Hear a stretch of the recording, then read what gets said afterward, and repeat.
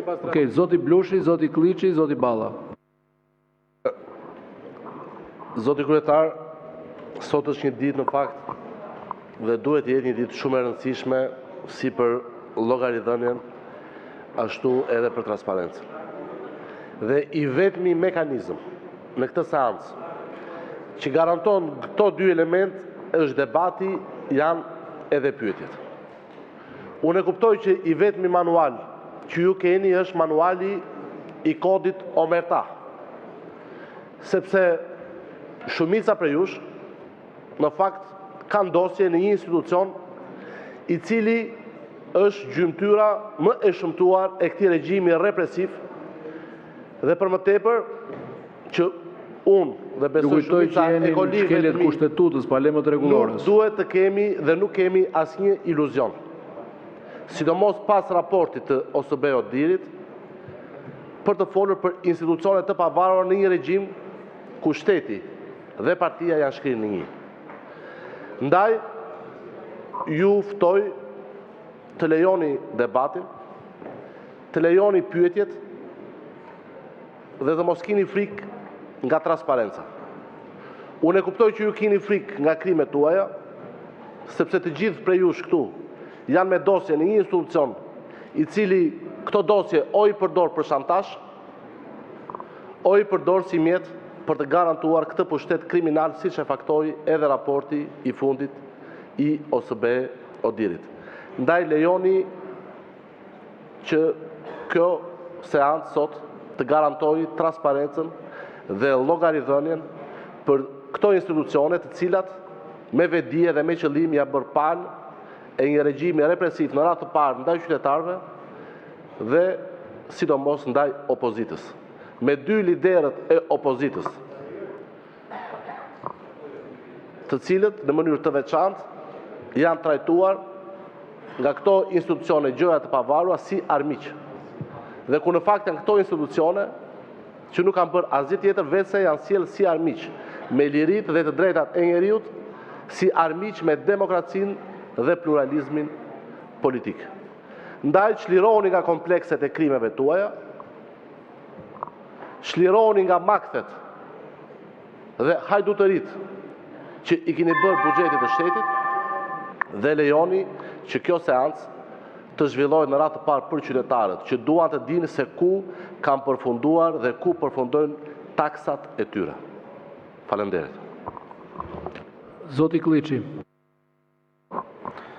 Atëherë, i nderuar kryetar, të kalojmë në një propozim konkret.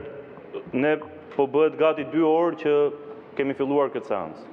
Po të shihni të dy drejtuesit e institucioneve kanë përshtypjen i kanë marrë pyetjet, se ne i kemi depozituar që në fillim, dhe kanë patur kohën e mjaftueshme edhe për të marrë informacion, për t'i lexuar dhe i ftoj edhe ata të ngrihen minimumin në nivelin e integritetit komisionerit kundër diskriminimit, që javën e kaluar këtu në këtë foltore, ju drejtua juve personalisht duke ju thënë që ai nuk është sekretari ndonjë deputeti që të lexoj pyetjet e deputetëve.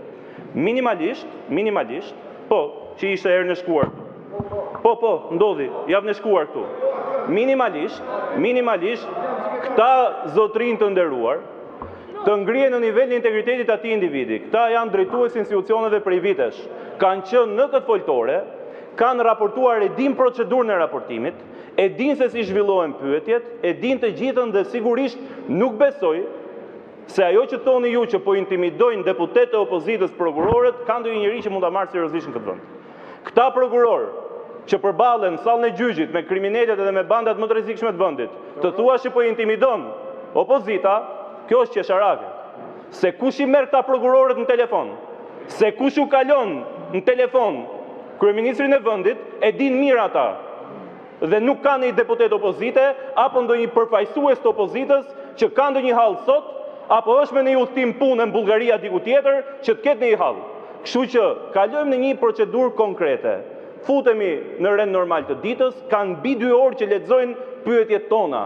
E kanë marrë informacionin në komision, edhe kur kanë qenë, kanë ardhur me stafet e tyre dhe prandaj procedura në komision është ndryshe nga salla e kuvendit.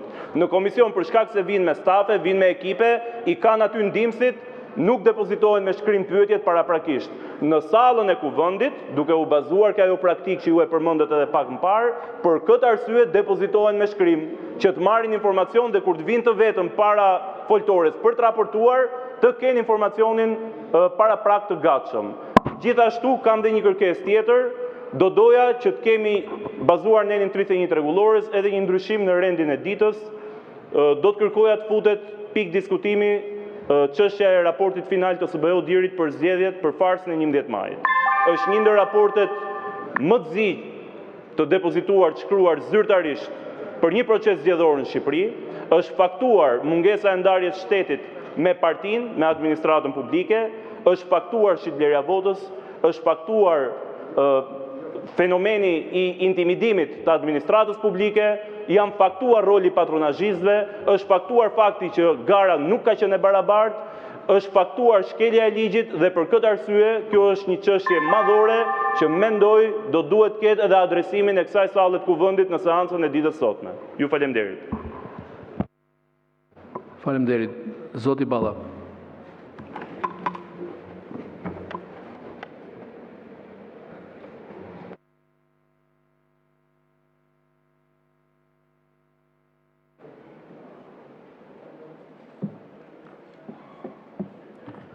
Për ne nuk ka asnjë surprizë e gjithë kjo lojë e cila është bërë publike nga mediat për vendimarrjen tuaj për të mos lejuar zhvillimin normal të seancës. Kemi rënë dakord, zoti Blushi Kuvajti, se thej që lejoni debatin. Kemi rënë dakord për zhvilluar 12 orë e gjys debat. Është kështu apo jo? Pra 12 orë e gjys debat. Kemi rënë dakord për këtë. Që ta dëgjojë edhe populli dhe pastaj ai na gjykon.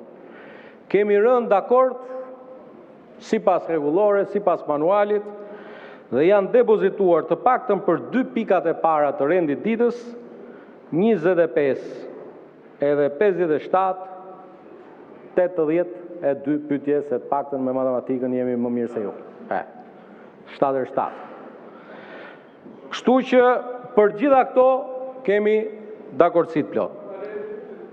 Dhe sa i përket pyetjeve, u sqarua më së miri, sepse imagjinoni 82 pyetje herë 3 minuta që të prezantosh ti një pyetje, i bie 226 minuta ose 4 orë e pak.